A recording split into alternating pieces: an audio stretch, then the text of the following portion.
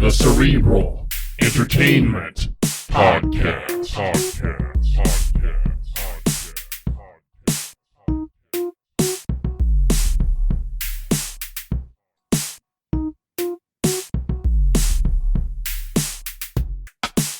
Hey everybody, welcome back to yet another riveting edition of the Cerebral Entertainment Podcast. I am James, and with me as always is my good friend Colt. I'm happy to be here as usual. Good to see you, sir. What's going on? Absolutely. Oh, same old, same old. Lazy Sunday, but with some podcasting. Okay, well, yeah. What more could you ask for? Right. Yeah, this whole laziness thing is going to go away starting tomorrow, though, because I'm going to start hitting the gym before work again. Ooh. Oh, it's going to be rough. It sounds terrible. It sounds terrible. Yeah, it's really the only option I got right now if I want to try to stay to a good gym schedule. Yeah, I feel you. I'm going to miss you. I'm Yeah. going to miss you. Yeah. I will not be there at 2 o'clock in the morning or whatever you're doing, whatever craziness. Yeah. I'll be there in spirit, brother. Yeah. I see how dedicated you are. Yeah. Not a dedicated friend at all. Oh, I'm dedicated, just not to that. I have many other things I have to stay dedicated towards. So that just does not fit in my routine. But I'm glad it does you. I'm glad you can work out something, because it's not easy, especially now that you got Junior running around, man. And he will be running around soon. I've seen the latest videos. He's keeping his head up, and he's on the floor. He's going to be mobile soon. Oh yeah. So when that happens, good luck. He's almost got the rollover done. Like he's almost there. Mm-hmm. And I'm afraid that once that happens, it's just like that's the boosting point. Like he's off to the races after that. It is. Yeah, it is. You see him walk, and next thing you know, you're like they're walking down the graduation aisle or something. I don't know, but time does fly. Yeah, I know. It escalated quickly, but time does fly by. You're right. So what's on your mind? You said you had some kind of something you've got rattling around up in there. So let's jump right into it. So I was listening to this podcast the other day, and one of the guys was asking the other one, like, in the morning, what's when you wake up? Like, because he was saying, like, one of the first things he does is grab his phone, and he starts looking at Twitter and looking at Facebook and Instagram and TikTok and whatever, just to kind of see what's going on for the morning or what's going on for the day and stuff like that. And he was asking the other people around him, hey, do you guys do the same thing? Well, the interesting reply I heard from one guy was, I don't, like, until I get to work in the morning, I don't even really touch my phone. And his reasoning was because he wants to be able to get his own thoughts about himself during the day before he lets anyone else's thoughts in. And I never really thought about it like that before. I mean, I've thought about how mainly the reason why I don't touch my phone in the morning is because it will make me late for work. Because even if you say you're just going to do it, you're going to scroll for like 2 minutes, 10, 15 minutes later, here you are running behind because you were scrolling, right? But I never really thought about not letting someone else's thoughts in my brain before I've really kind of got my wits about myself in the morning. So I wanted to get your take on that. I thought it was interesting. It's quite interesting. And I like the topic anyway, because I'm not really into at least I don't feel like it. I don't believe I am like really into social media. It's not like it's my life or anything. It's not like I go on there and if I don't get so many likes or whatever, then my day is just ruined. Not to say that I don't notice. I do, and I notice like people that get way more likes than I do. I notice that, and I notice people who don't get any likes, and that kind of bothers me, when I see people like that. If you look at their feed, a lot of times you can understand exactly why, but it also kind of shows their social like range, right? So what do you mean by it bothers you? Like why does it? I feel bad for them. Oh, that's why it bothers you. Okay. Yeah. I feel bad for them. But you don't ever feel bad for yourself if you post something and it only gets like 1 like. No, not really, because I could care less. For the most part, I wish our podcast had more reach. It's never been something that we've had enough of, in my opinion. And just not that it makes me feel warm and fuzzy inside. It's not that. I just want people to hear what we have to say. Right. And I know that when we do get the word out there, a lot of people really gravitate and they lean into it, and that's good. And so that's why. But if I'm posting about like anything else, and usually it's a meme that I got from somebody else that I find funny, and sometimes I'm like, man, a lot of people slept on this, and there should have been a lot more likes on that, because it's really funny, or it's really like interesting, or it's really like telltale. Like this stuff, maybe it's a conspiracy or something like that. It's like, I wish more people, or maybe it's just really heady. It's a really intelligent thought, or just thought provoking in general. And I wish that more people would see it, and maybe they do, and they just don't like it or whatever, but it doesn't really affect my day, right? Yeah. Because kind of like what you said, even if it is my own thoughts, I don't go to social media to get my, my sense of Validation? worth. Yeah, my sense of worth or my validation. Yeah. That's not where my self-esteem lies, because I've always had a pretty good idea, or a pretty good handle on the fact that it's not real life. But let me tell you, there was a time in my life, it wasn't too awful long ago, maybe a couple of years ago, where I caught myself, and it was, I'll tell you why it happened. But at first, I'm just going to tell you what happened. I caught myself waking up first thing in the morning, reaching for my phone and checking Facebook. All right. And I was like, why am I doing that?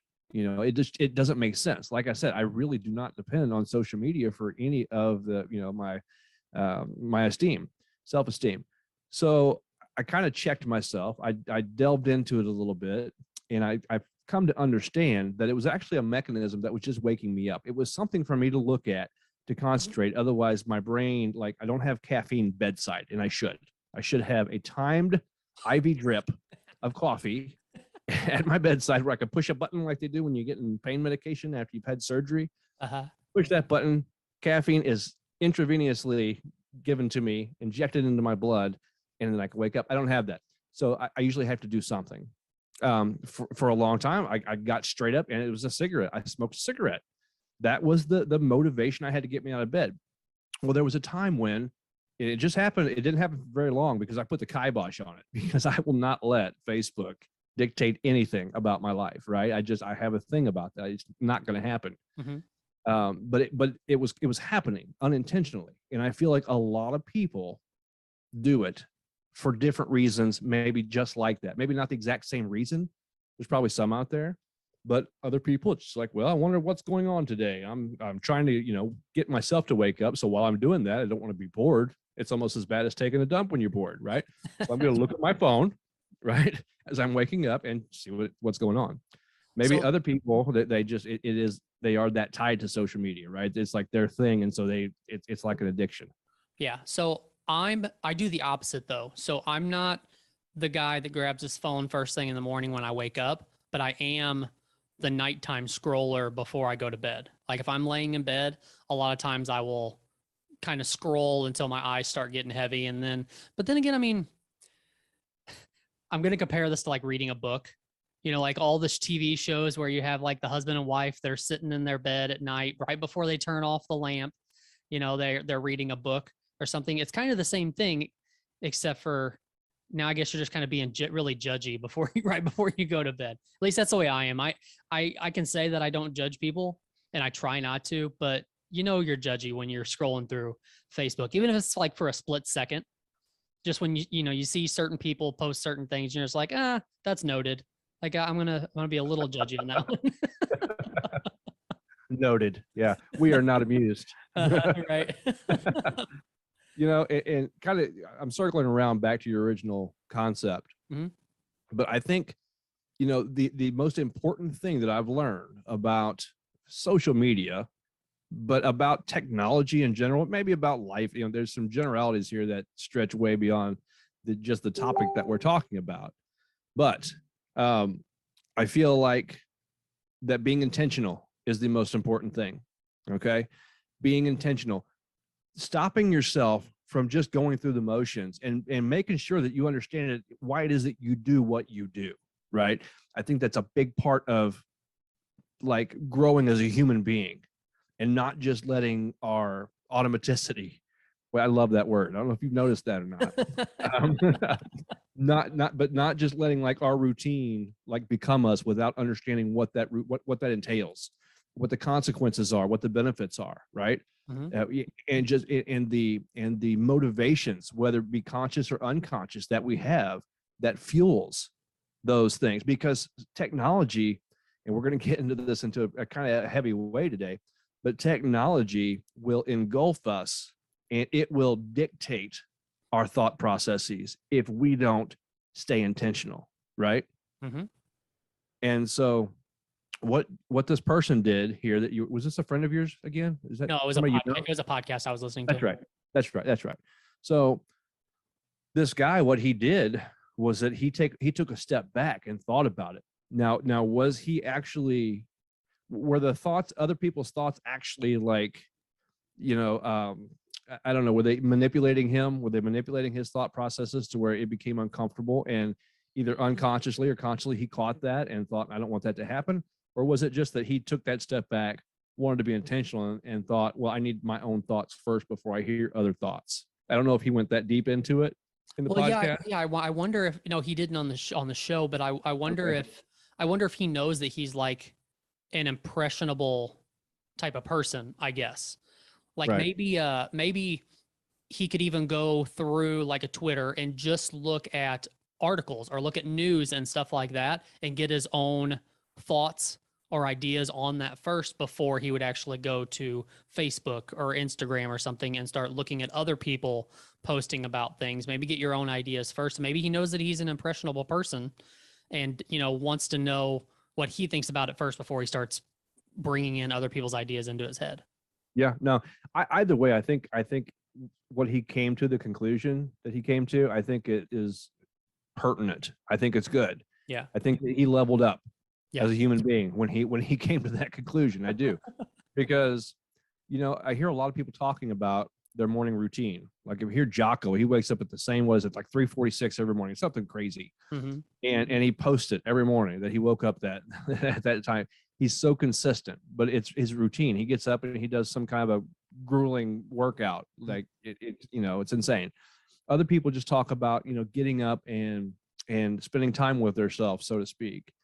Checking in with yourself is a popular way to look at it. They check in with themselves to see how they're feeling, and to kind of go over their goals for the day. Some people do some meditating. Some people fall asleep if they do some meditating first thing in the morning, so they gotta wait till later.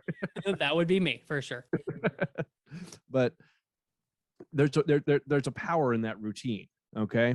And I seriously doubt that anyone who has a strong routine, I seriously doubt that Facebook or any social media is part of their routine in the morning, especially their first thing.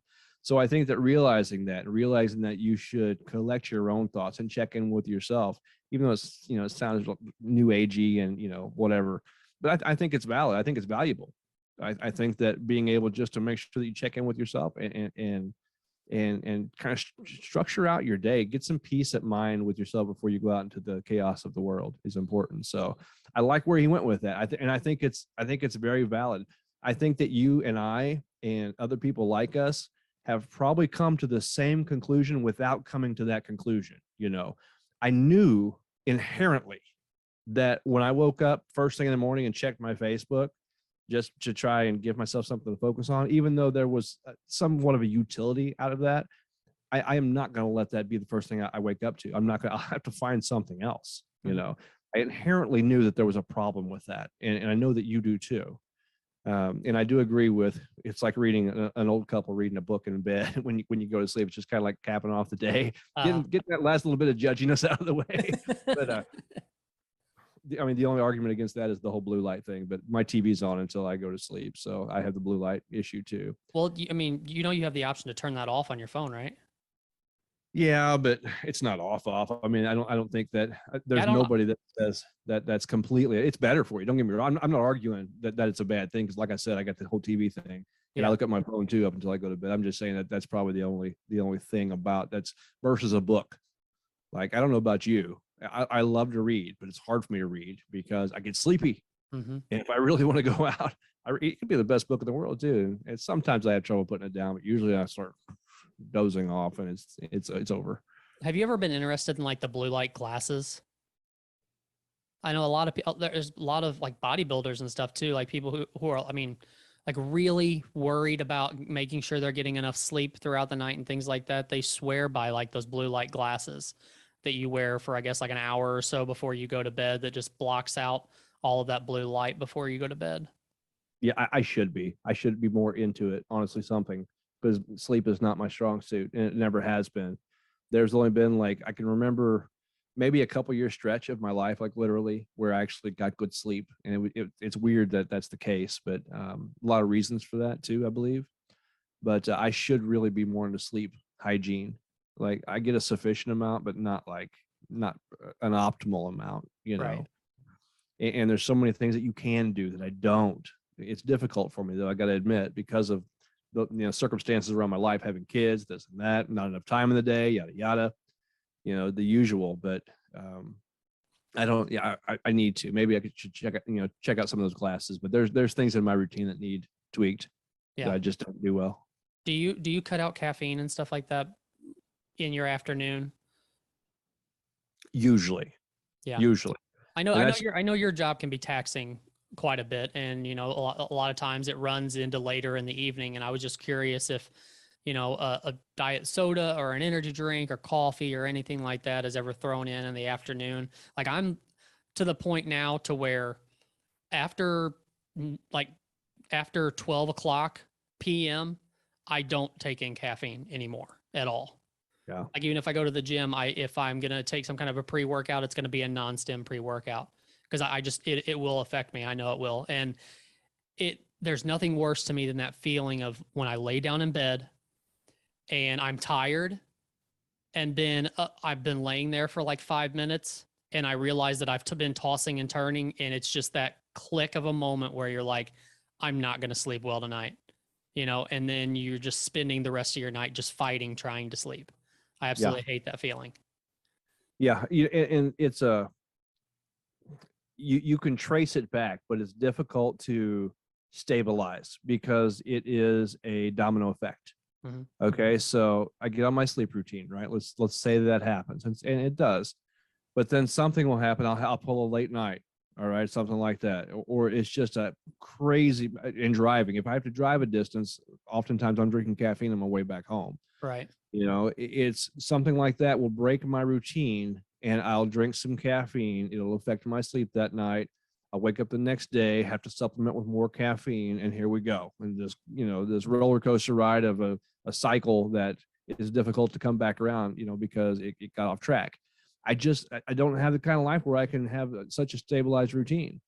A big part of that, which, like I said before, I've never had really good sleep, but man, if anybody has kids and they don't just come out like with a good set routine themselves, then I don't know how you do it. I don't know. You write a book and let me read it, because it'll put me to sleep for one thing.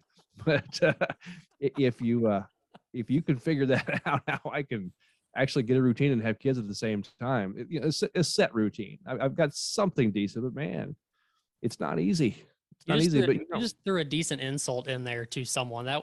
That was crazy. Like, if you can give me some instruction, write a book and let me read it so I can fall asleep. Well, because I was just talking earlier too about how I fall asleep when I'm reading a book, right? So, but yeah, I get it.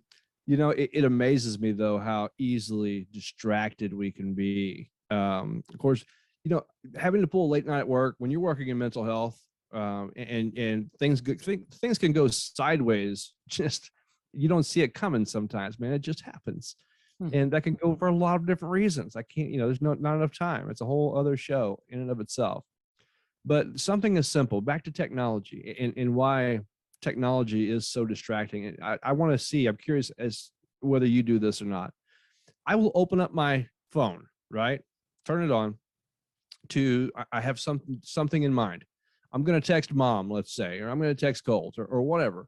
I open it up and I get I have a notification waiting for me there. So I don't even think about it. I go to that notification, look at it.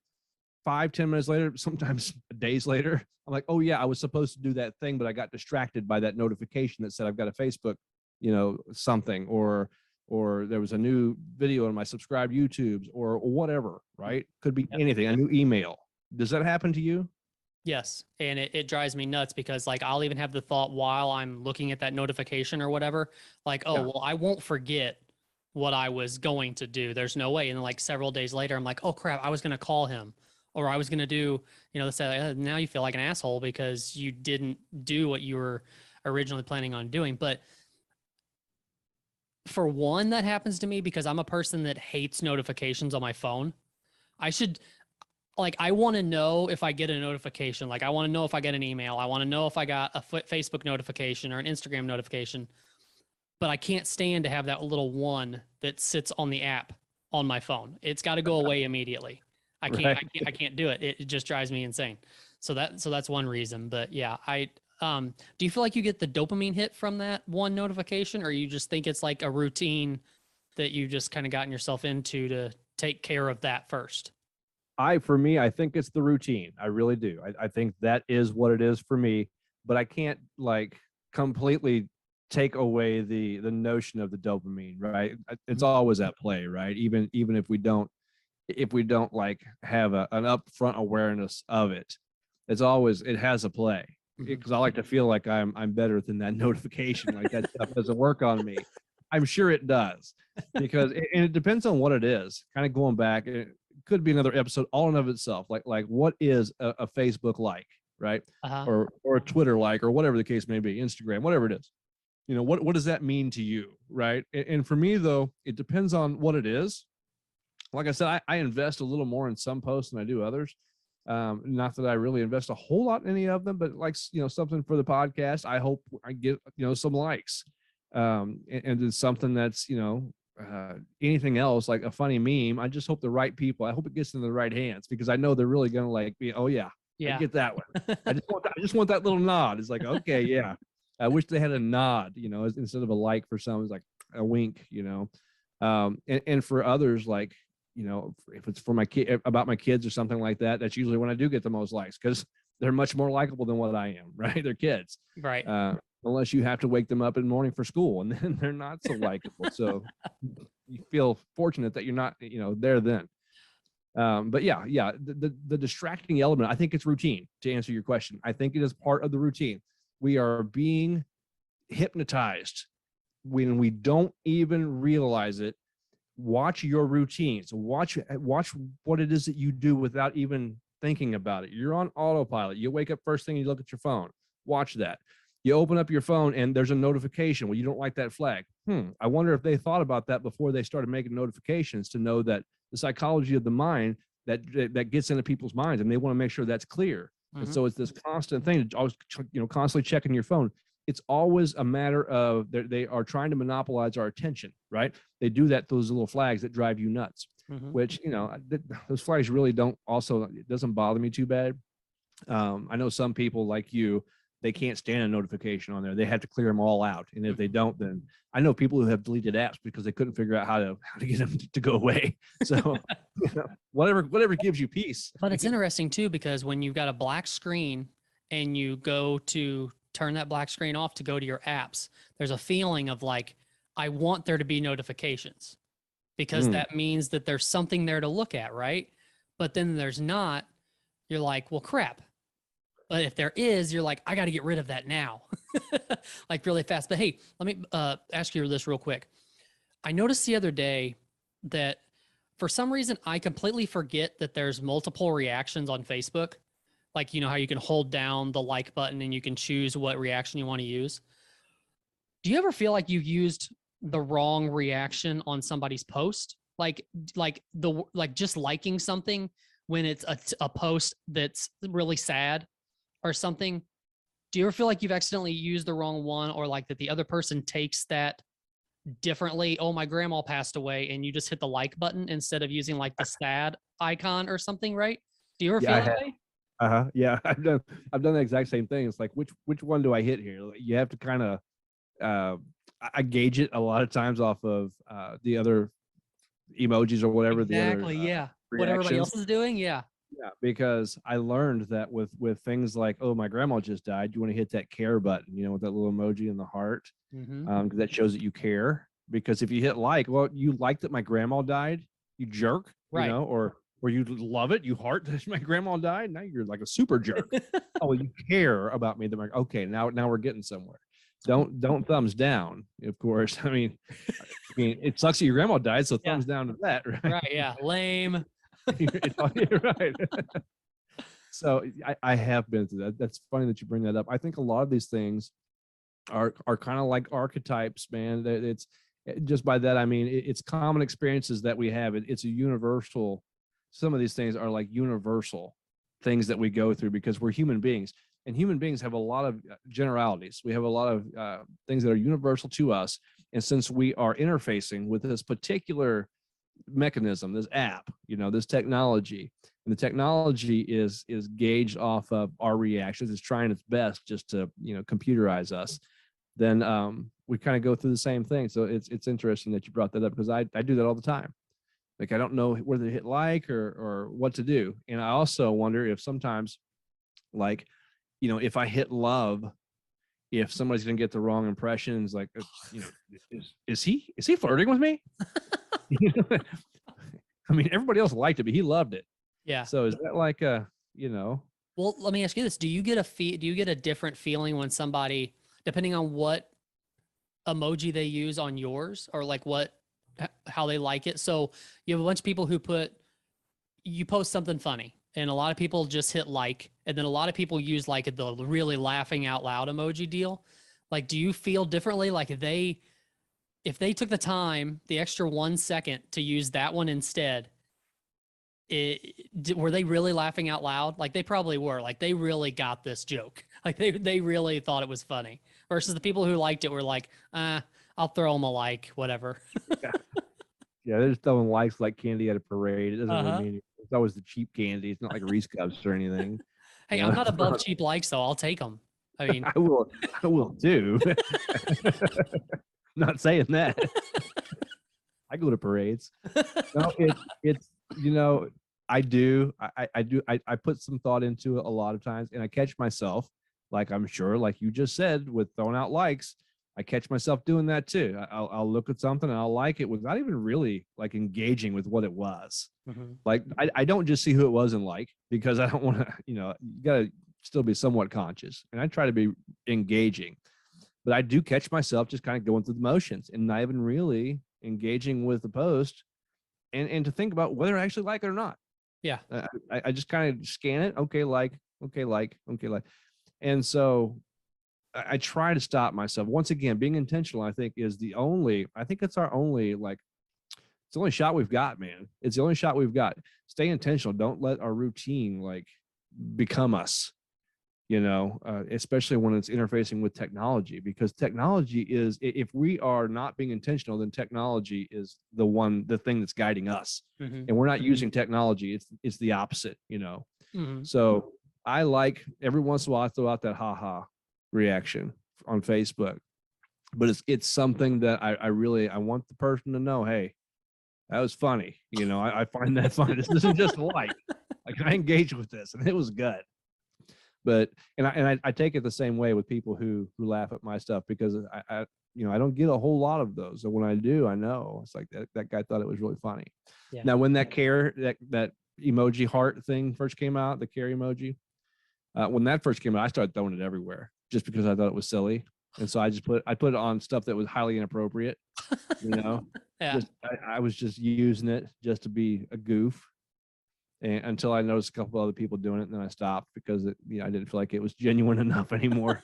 Kind of ran its course, but now I actually use it appropriately. It kind of grew on me. So Gotcha. Technology does that, man. Technology does that. As a matter of fact, we need to be careful about the pervasiveness of technology. And I say that we need to be careful. I don't think there's anything we can do. Okay. Now we're getting ready to watch a video here, Colt. And it's from a website called breakingthematrix.com. And this is a video compiled of different videos, right? It's like well, you'll see. But we talk a lot about the matrix, at least we used to, about living in the matrix and unplugging from the matrix. Some of the stuff that's in technology right now really leans toward some matrix type of stuff. And it doesn't seem like there's any way to put on the brakes. One of those reasons is because we're afraid that competitors, someone like China, or someone like Russia, whomever, any of our enemies, especially some that have technology, you know, that are a little more proficient with technology, would be China, is going to get there first. They're going to create this AI and they're going to beat us to it, the Western world, and they're going to somehow use it in some kind of a nefarious plot. But people who, and I'm going to say this term once, and then I'm going to kind of backtrack on it, but people who use conspiracy theories have the idea that it's not a country per se that's going to be able to use this. It's an elite group of people, the 1% in the world, the richest of the rich, who don't just want the money. They want to be all powerful. They want all the power in the world to belong to them, so that they want to be masters of the universe. And so this is really what we're gearing toward. But there might be a thought that countries themselves might, you know, there's still a race there to see which country can get there first, right? So we're going to watch this video and then we're going to discuss it. And I don't know, man, it's some scary stuff if you ask me. So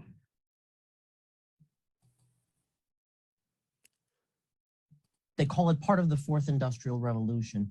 One of the features of this fourth industrial revolution is that it doesn't change what we are doing, but it changes us. The very idea of human being some sort of natural concept is really going to change. Up until now, the conversation we've been having is around freedom of speech. Once we can access people's thoughts and access people's emotion. The focus, as all of you know, today is on what's now called the Internet of Bodies, involving medical implants and other kinds of devices that go inside your body and all together with the Internet as a whole comprise the Internet of Bodies. The Internet of Bodies, or IOB, is actually an ecosystem. It's a bunch of devices that are connected to the Internet that contain software and that either collect personal health data about you or can alter the body's function. We think of the Internet of Bodies as this collection of all these devices as well as all the data that the devices are gathering about you. And in healthcare, Internet of Bodies has been around for quite a while. So the Internet of Bodies, imagine the power of AI. What is artificial intelligence? It's a way to automate computation and cognition. So we can now automate learning, perceiving, doing computation. It's a pervasive general purpose technology that will be used in all of our industries, that will come into our professional networks, our private networks, our schools, our industries and our offices. What I wanted to epitomize with the Internet of Bodies is this notion that we will be under assessment, we will be under measure of computation in every aspect of our lives in the future, from what you eat, who you date, what you buy on the internet, how much energy you use, but also what are your vital signs? How well are you doing in terms of health? What kind of specific genetic quirks do you have? What's your genome telling about your health, about your mental health, about how well you are doing, how well you are aging, what kind of disease you are susceptible to? It has a bit of an Orwellian twinge to it. Well, okay, so said it has a little bit of an Orwellian twinge to it. Yeah, kind of. You think? A little bit. So the Internet of Bodies. Your thoughts? Through that whole video, I'm just thinking about smart toilets. Right? Because I mean, well, I take that back. I'm thinking about smart toilets and Apple Watches. Okay. Like, because that's, I mean, those are two major things.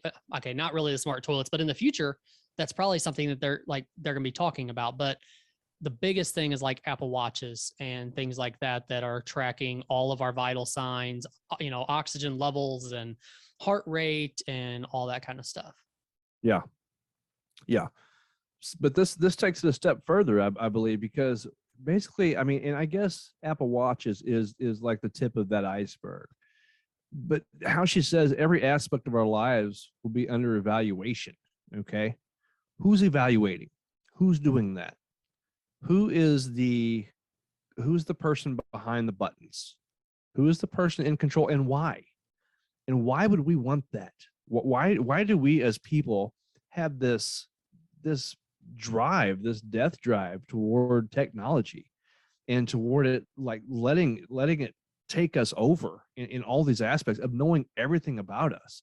It's like there is something very human about not knowing stuff. You know, there's something very human about not knowing whether or not I'm going to live to see tomorrow, or whether or not, you know, when there's a danger present, you know, that fight or flight or freeze response that takes over. There's something very, very primal about that. It did, you know, it come from thousands of years of people being people and of facing threats. Why is it that the Internet of Bodies is a thing? Who's pushing for this and why?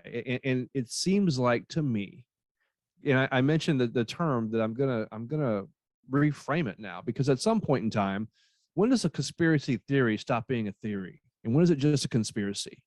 You know, I can't say for sure. I can't say where this compilation of videos come from altogether, but I can tell you that with a pretty high degree of certainty that there are some people out there who are making this kind of technology happen.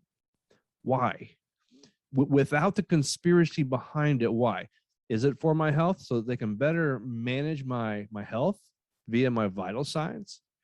If that, then why are they interested in my relationships? And once again, just like a computer, can a person be hacked, and can a person be given like a virus, so to speak, in the technological sense? What do you think? Do you have the same kind of concern that I have just seeing something like that? Does it cause you the same like amount of unease, or is it, am I just that kind of guy? No, it does, but it goes back to, we talk about convenience a lot, right? Like when it comes to just ordering on Amazon versus going into a store, or ordering it through Walmart versus going to a local shop to get something or something like that, right? We talk about convenience. Yeah. This kind of stuff, especially when it comes to our health and all that, right? Like it's a lot of people can look at it as it's a convenience thing. Like this is stuff that I don't have to worry about anymore. Or if there is something to worry about, I have technology that's going to catch it for me to take action, versus, you know, having to do my own research or having to, you know, really try to find this stuff on my own. I think there's a convenience factor that people are going to look at with this, but it is freaky. I mean, it's weird to think that she literally said every aspect of our lives will be controlled by technology at some point. That's, like you said, the human element, like taking the human element completely out of ourselves is weird.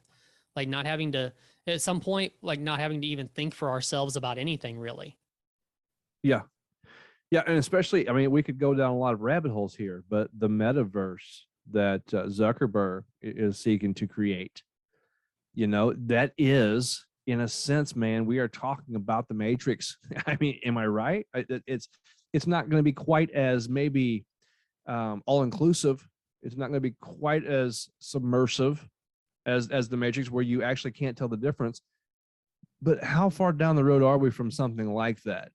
And the Matrix might be a little fantastical. The movie itself might be a little fantastical in the sense of humans just being like in battery pods and all slimy and naked with, you know, things coming out on the back of their heads, man.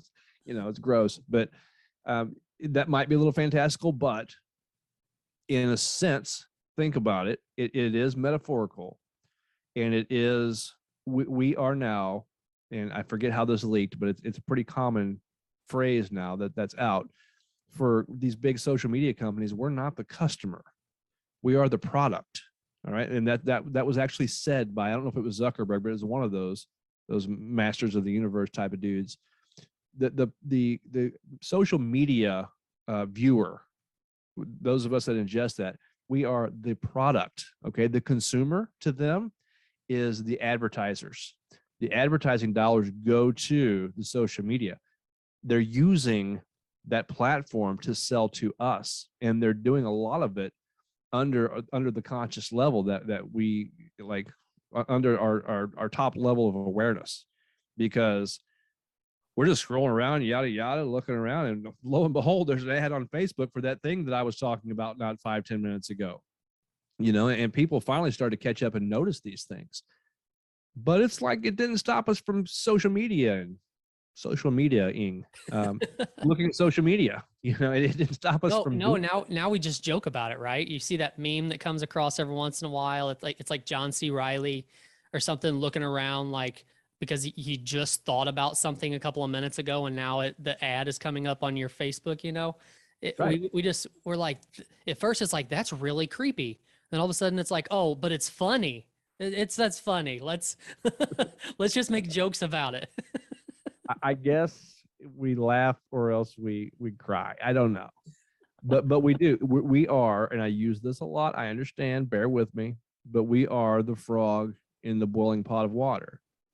And for those of you who don't know, I'm sure that you do, but let me go through the motions just in case, because it's a valid point. The old adage goes that if you have a boiling pot of water and you throw a frog in there, he's going to jump right back out because it's boiling water. It's hot. He can feel it. He panics. Boom. Reflex. He jumps out. But if you put a frog in a pot of water that's not yet boiling, it's at room temperature, and then you slowly boil it, the frog stays in there and boils because he doesn't realize that he's being boiled, because he's just comfortable until it's too late. Mm-hmm. And that's what technology has been doing to us this entire time. We don't blink an eye at Facebook and all the other social media moguls basically infringing on our privacy. We sign off on it. We got that big terms and conditions thing that nobody reads because it's 20 pages long or whatever. And so they put all kinds of crap in there. We sign off on it, and we're basically signing away our rights to privacy.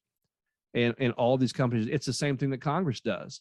They get this big bill, and it's 1,000, 2,000 pages long. Nobody's reading 1,000, 2,000 pages. Especially Nobody in is. like 3 days when it's normally how it works, right? Even if, and even after they sign it, how many have you ever read a bill? I haven't. Right. It's not just because they're not accessible, because I think they are. I think you can find them somewhere. It's not my thing. I'm not going to read through it. And I expect somebody else to tell me what it is. We're in a slow boil. I'm serious. Yeah. We're in a slow boil, and it's because we got better things to do. So we get on Facebook, we do our thing, while all the while they're tracking us through our phones. And at this point, I believe for the most part, all they're doing is trying to sell to us. It's not anything more nefarious than that, but the stage is set. That's the thing too, though, when it comes to like the health stuff and tracking everyone's data and this, that, and the other, like they're only doing it for if the need arises, right? That they were to need that information. Like it's all tracked, but like there's billions of people on the earth, right? Like we're to track the data from all of those people, like unless the need were to arise for certain people that they need the information on, right? Like that's. So to aggregate data, I mean, this is just me using my imagination. There's no telling what kind of systems are actually in place. I've heard somebody say, I don't remember if it was Edward Snowden, but someone like him who said the worst conspiracies that are in our imaginations or that are out there, like on the webs right now, don't even really come close to what's actually going on. Oh, I'm sure. Okay, because we don't understand the technology that they have. It's well beyond anything that we have our hands on. So they're doing things that, it's crazy. But they aggregate all this information. Now, I agree with your basic premise. So this is what I believe. Because with the Patriot Act, they have been able to wireless or tap anyone's phone, basically, whatever that is, be able to track people's conversations or the communication. Let me put it that way. They've been able to do that without a warrantless tap or whatever it is. And so are they really listening to every single one of our conversations, even though they probably have the potential to? I seriously doubt it, because who would want to anyway, right? But so what they do is they flag for keywords, right? Those keywords that come up, those are going to be flagged, especially if it relates to anything that could be linked to terrorism or anything like that, right? So that gets put in a separate file. They don't have to do this with human beings. They've got AI, they got computers to do this already. Right. Computer hears that word, files it over here, and they've got it ready, okay? So how many different files have they got with different keywords that they're trying to like just store? And maybe it's of no use right now, but it's there. The fact that it's there is the big problem in the first place. Mm-hmm. I used to be a guy that said, well, if I don't have anything to hide, then I shouldn't worry about it. I was one of those guys. When it was after 9/11. I was one of those people that said, well, I don't have anything to hide, so I don't care what they listen to. It's like, oh, George Bush, you listening right now? Hello, George. Oh, can you hear me? This is me doing nothing. I hope you're I didn't care. Nowadays, I have a little more of an awareness about the slippery slope that is. At least I feel like I do. And once again, this is just what I can imagine they might be doing to segregate people and to create division in order to divide and conquer, in order to keep division among the people, so we don't focus on the nefariousness that they're doing, that the elites are doing, the control that they're taking, the massive transfer of wealth that they're stealing. Constantly, they're doing these things. Everything from like a pandemic that helps them to steal wealth, with vaccinations, so-called vaccinations that help them to steal wealth. There's a lot of things going on, and we're too busy fighting about which bathroom to use, or we're fighting about race, religion, different things like that. And well, you see that's another Facebook thing that you see all the time too, is like, oh, well, this is going on, so let's throw something else at them to, just to keep them thinking about what's over here, not what we're actually doing over here. They always use that, is it from Goldmember? The woman on there, like, what was the murder hornets or whatever? That was a big one that went around for a while when they were talking about murder hornets coming.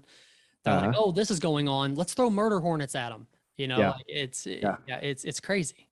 Yeah. That was that was good. That lady that would scream. I can't remember her name from that Goldmember movie. Yeah. Yeah, that's exactly right. Though it's like, well, the pandemic's not scaring them enough anymore. Let's throw this at them. Let's talk about this for a while. And that's pretty much seems like what the case is. So at any rate, this is very plausible what we're talking about here, and I'll show you why. Because of one man here that is at the forefront of a lot of these types of technologies, and that is our good friend Elon Musk. And this is from Business Insider, and of course, when we're looking at these websites, you can see the link right up top there. You can go to these. There's your source. But Elon Musk said Neuralink hopes to start implanting chips in humans in 2022, later than he anticipated. Right. So this is our friend Elon here. Elon Musk, you know him as the Tesla inventor. He also is digging massive tunnels underneath Los Angeles. He's going to build these massive railway systems, and he is like, and Joe Rogan mentioned this. This is not an original James Jam quote, but he is like our Tony Stark. Like, I wouldn't be surprised if Elon made himself an Iron Man suit and started flying around, like, saving the day. Just the type of guy that he is. But this is, for those of you who don't know what Neuralink is, you need to do your research and check it out. It says right here, his brain interface technology company hopes to start implanting its microchips in humans next year. So Neuralink is a chip that goes inside of brains and can interface with a brain. Okay, so I almost said human, because right now I don't think that we've done it in humans. If he does, it's being kept very quiet. But he's done it in monkeys with success. Okay, and I noticed my table just shaking there. That was my leg. But he's done it with monkeys with success. Okay, and it says right here that he's developing a chip that would be implanted in people's brains simultaneously to record and stimulate brain activity. It's intended to have medical applications, such as treating serious spinal cord injuries and neurological disorders. All right. So the point of this is stuff that's happening in real time, ladies and gentlemen. I'm trying to wrap my head around how that works. Because I'm a dum-dum and I'm not an Elon Musk, but how putting a chip in your brain, like, what does that do to help with like spinal cord injuries and stuff like that? I'm curious. Stimulating a part of the brain that, I don't know. Obviously, there aren't like, he's one of a kind, right? There are very few people like him, maybe even throughout history. There's probably like just handfuls of people with that level of genius. I mean, who is this guy? Right. He's insane. He's also with us. He's the founder of SpaceX, the owner of SpaceX. Sending rockets all over the place. He's the guy that made, not NASA. He's the guy that made a rocket that could land back down as a rocket and take off again as a rocket. Without having to have separate fuel tanks and boosters and whatnot. However those work. I'm not a rocket guy, so don't quote me on that. I just know that he's doing some crazy stuff out there, man. And so this technology is here. It's no longer fantastical. It's no longer like in the future. It's no longer in the movies. Like the stuff it's coming. It's here. It just has to be implemented. And if you watch, if you've been paying attention to a lot of the conspiracies that you wonder, well, how could they possibly do this? How could they possibly do that? This kind of technology is out there now. This is how they could possibly do it. And that's why their intentions, to me, are so concerning, because we're living in a time where they could actually implement. They could implement, they have a computer. And I saw this, and this documentary I was watching last night was about, I want to say maybe 6 or 7 years old, if not more. It might be closer to 10 years old, dude. Maybe it's pretty old. I think it was pre-2012, actually. Anyway, my point is, no, it's pre-2016 at least. Anyway, they were talking about a computer they have now that was being used to decipher the information via the Patriot Act. It can scan, like, I don't remember what it was, like 10 gigabytes of information per second. They could scan every word in the entire Library of Congress in like 15 minutes. All right. That kind of processing speed, that kind of processing power. And that was, like I said, it's been years ago, so there's no telling. Every year, that kind of technology multiplies exponentially, especially with the advent of AI. Here's the kicker about AI, is that AI, which thinks for itself, basically, I mean, not necessarily as you and I think, and that's where it gets conflated a lot of times. We think of it as thinking like a human brain. It calculates like a computer, but it has somewhat of a self-directed system, hence artificial intelligence. But AI is even better at building AI than what we are, right? So when that happens, and when it truly takes off, AI is going to be able to take over, right? Because it doesn't need us anymore. We are going to be the monkey to it. Okay. And so once that happens, the kind of processing power we can't even imagine. And we're infusing ourselves with this technology that is going to eventually take over. And so to me, I think it's some pretty heavy stuff, man. If you really think about it, it's like, what does that even look like, and why? Why do we want to do that? I understand the health, the implications. Yeah. You know what? Sickness and death and uncertainty and all that is a big part of the human experience. And when it comes my time, when I get sick, or if I get close to dying, like especially if it's before my time, what I consider before my time, before I'm old and gray and just can't stand it anymore, then I'm probably going to want something, whatever it is, to make me live longer, to make me better.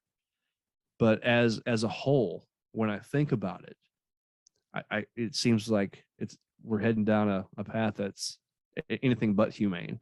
Yeah. I don't know, man. It's weird to think about. Like I'm picturing iRobot, but the big computer that he has to take out at the end, that's Elon Musk. Like that's the overall, thing. But I've also been thinking about, talking about Joe Rogan. Joe Rogan's talked a lot about like downloading consciousness into,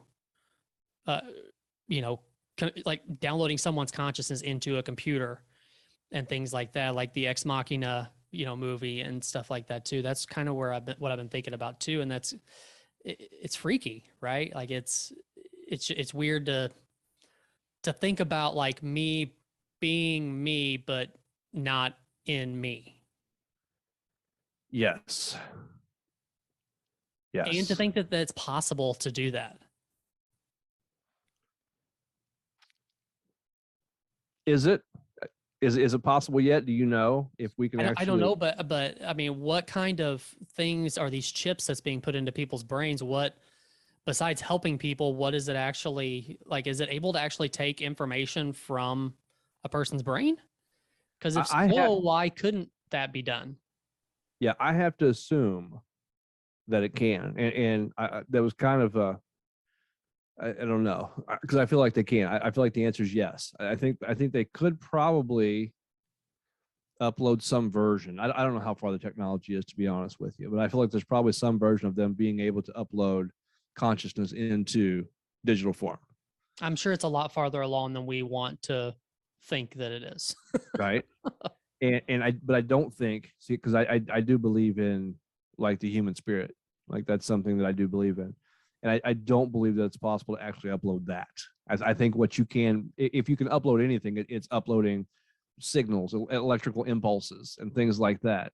You upload that and it works in the same fashion. It processes in the same way that a brain would, but it's still not that person. I believe that you can't upload an essence of someone. Yeah, like the personality or, that kind of thing. You can't really transfer that from a human body to something else. You can only mimic it. Yeah. It can only be you can only mimic it, whatever the word is there I'm looking for, but it's going to be artificial, right? It can't be the real thing. You probably haven't watched it yet, but you need to watch the movie Transcendence with Johnny Depp. It is, he uploads himself into the computer. He's uploaded into the computer right before he dies. And what happens is it's pretty wild. It's a lot of what we're talking about. I had to look it up again. IMDb. It's I'm telling you, I don't know how you've ever lived without it this long, because anything I want to know, and I can't remember the name of that movie for some reason, but I just looked Johnny Depp and I knew it was pretty recent years. That movie is also pretty telling. It's not, it's a little more Hollywood-ish than Ex Machina. Ex Machina was it was just a great film, not just because it was good, it was riveting, but also because it was not Hollywood so much. It was a smaller budgeted film, even though it didn't really look like it, but it was an independent film and it had that feel about it too. I love that movie. It's one of my top movies of all time, Ex Machina. Mm-hmm. Transcendence is good though. I highly recommend you watch it. It's not going to be something that you want to watch. I've watched Ex Machina probably 20 times, if not more. Transcendence, I've watched it a couple times just because I want to take it all in, get the full effect of it. But one more aspect, Colt, that we need to be aware of when it comes to all of this infusion with technology that's taking place is the fact, and I keep alluding to it, but who is behind the buttons, so to speak. Okay. So this was something that you sent me that you felt like was pretty interesting, and I tend to agree. And it's about an organization, I guess you could call them, called ICANN. And it says here the internet is actually controlled by 14 people who actually have secret keys, right? Mm-hmm. They hold physical keys to the internet. 7 of these people, or 14 people. It says here that people conducting the ceremony, right here, people conducting the ceremony are part of an organization called Internet Corporation for Assigned Names and Numbers, aka ICANN. ICANN is responsible for assigning numerical internet addresses to websites and computers and translating them into the normal web addresses that people type into their browsers. So this is an actual thing. And we can look at it, for instance, here. It says type 64.27.101.155 into your browser, and you'll be taken to Business Insider's webpage, which happens to be this webpage that we're on right now. You can look it up yourself. You can see the what's going on up top there. ICANN maps the numbers, easier for computer to use with words, easier for humans to use. Now, this is where it starts to get important for our conversation. If someone were to gain control of ICANN's database, that person would control the internet. For instance, the person could send people to fake bank websites instead of real bank websites, okay? Mm-hmm. On the other hand, if calamity happened, the ICANN database could need to be rebuilt. So ICANN came up with a way to do that without entrusting too much control to any one person, which is important, right? It's important that not one person has this key. That's why there's 14 of them. Mm-hmm. It selected 7 people as key holders and gave each one an actual key to the internet. It selected 7 more people to be backup key holders, 14 people in all. All right, so this is a pretty decently sounding fail-safe to keep the internet independent, right? This is like Captain Planet, right? Because all those people their keys have to be put together to make one big internet key. Yeah, it goes in further into the article, and they talk about how they put their rings together and yeah. They have big light. No, it doesn't really. But But you're right. That's exactly what it's like. It's like these 14 people with 7 key holders and 7 backups. But these 14 people are responsible to keep the internet honest, basically, and so to speak. Now, is there a lot of dishonesty out in the internet? Yes. But you have the freedom to be dishonest. You also have the freedom to call out dishonesty, and so you're basically the user of the internet is free to make his or her own decisions based off of whatever websites that they're gravitating toward. As opposed, think about if 1 or 2 people, namely the elites, right, because they're always behind some kind of chicanery that's nefarious and controlling, and they want to just control our minds and every aspect of our lives because they just want to be masters of the universe. Imagine them being in control and what the information would look like.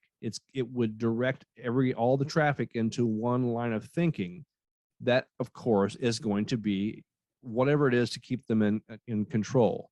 They want to have that power over mind so that there's no questioning them and they can just have their way with humanity, treat humanity like puppets, like pets, like robots, infused with the technology, living in this augmented reality that is not quite a computer, but not quite human either.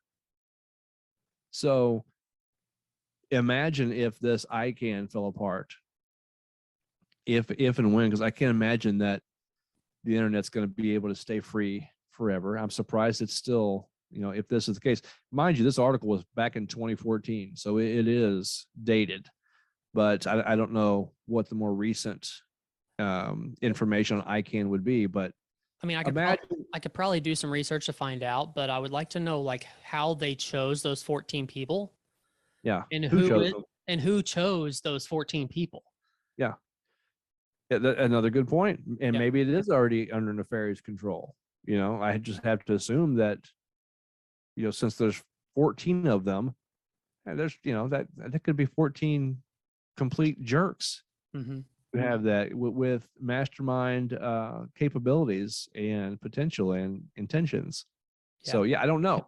But at this point, I'm assuming, I'm starting with a benefit of the doubt and assuming that it's not under nefarious control. But imagine if we are truly locked in to technology via like Neuralink chips in our brains, and that started out for good reasons. It started out because we needed, health data, or we had injuries, or we had disease, and this Neuralink was able to mitigate those issues. But now, just like anything else, those chips are able to be hacked. They're able to be controlled. And with that measure of control, I mean, you could do anything you want as long as you're the guy behind the button. Right. Yeah. I'm picturing like one keyhole and these 7 people just decide one day we need to turn the internet off. And they all get together and they put that one key in that keyhole and turn it off. And then what would happen? Like, if the internet went away, could we survive anymore? Like, the internet's connected to everything now, right? Yes. Like, I don't know if we could survive unless we were like growing our own food and living like cavemen. Chaos would ensue. Yeah.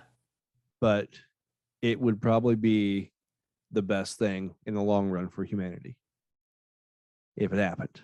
IMO. Yeah. IMO.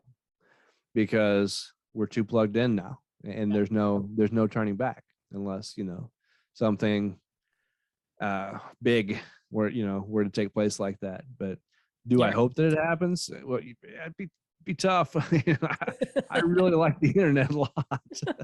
Do you ever think about like if one of those massive volcanoes actually erupts and it just takes us all out, like how many years it would take to get back to where we are now, or if it's even possible to get back to where we are now? Yeah, it'd be crazy. Yeah, because of course, if the one here over in Yellowstone, what is it? Whatever that is, I can't it's think a what the super name of it volcano. is.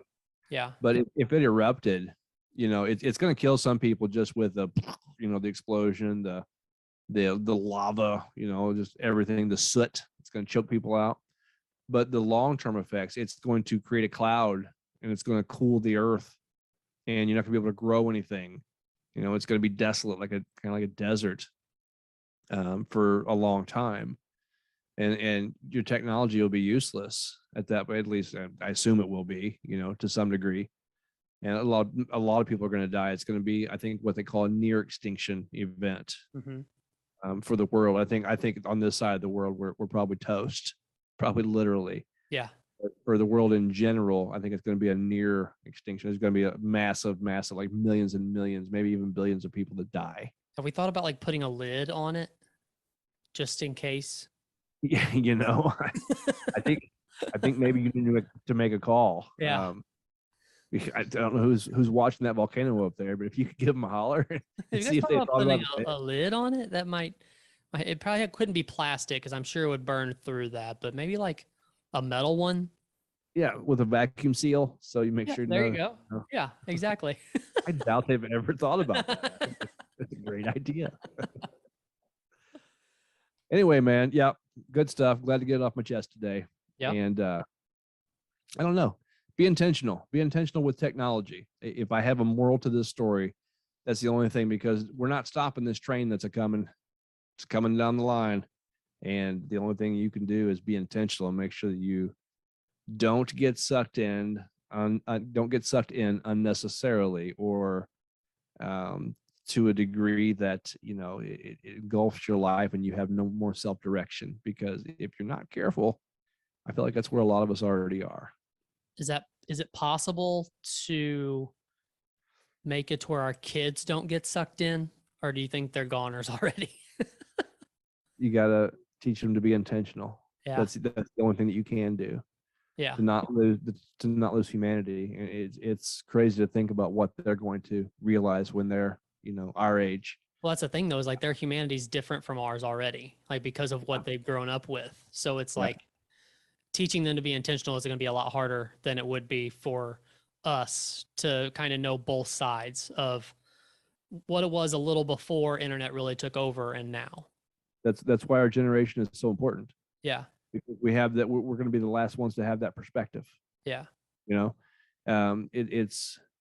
It sounds kind of cliche-ish or maybe even a little ridiculous, but you've got to hang on to the old ways and pass that down through storytelling, basically, and through principles, building principles with kids, with the younger generation, so that they understand that technology is not only not their savior, it's not the most important thing in life. Like life itself is, humanity is way more important than technology. But I have a feeling it's going to be difficult for them, like you said. It's going to be easy to lose sight of humanity amongst technology.